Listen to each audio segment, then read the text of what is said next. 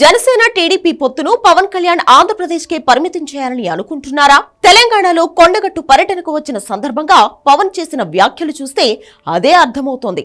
తెలంగాణలో బీజేపీ జనసేన కలిసే వెళ్తాయని చెప్పారు. తెలంగాణను వ్యతిరేకించిన టీడీపీతో కలిస్తే మొదటికే మోసం వస్తుందని పవన్ గ్రహించారా అన్న చర్చ నడుస్తోంది. ఆంధ్రప్రదేశ్లో టీడీపీ జనసేన బీజేపీ కలిసి కూటమిగా ఎన్నికల్లో పోటీ చేసి అధికారంలోకి వచ్చింది.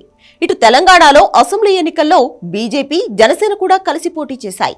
ఆ ఎన్నికల్లో జనసేనకు డిపాజిట్లు రాలేదు. దాంతో పార్లమెంట్ ఎన్నికల్లో బీజేపీ ఒంటరిగానే బరిలోకి దిగి 8 ఎంపీ సీట్లు గెలుచుకుంది. బీజేపీతో బంధం తెలంగాణలో ఇంకా కొనసాగుతుందని పవన్ కళ్యాణ్ మళ్లీ తేల్చి చెప్పేశారు.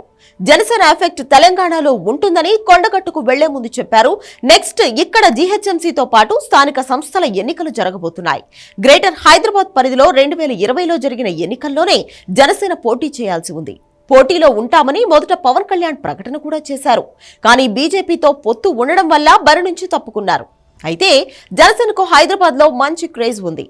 తెలంగాణ యూత్ తో పాటు ఆంధ్ర ఓటర్లు కూడా ఉండడంతో ఆ పార్టీ కార్పొరేటర్లను గెలుచుకునే ఛాన్స్ ఉంది.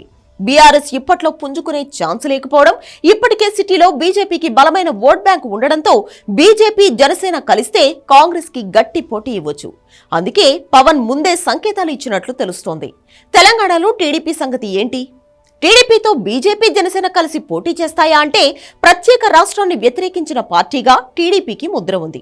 ఆ పార్టీతో పొత్తు పెట్టుకుంటే బీజేపీ ఉనికికే ప్రమాదం అంటున్నారు. అందుకే జనసేనతో తప్ప టీడీపీ తెలంగాణలో పొత్తు ఉండే ఛాన్స్ లేదంటున్నారు బీజేపీ లీడర్లు.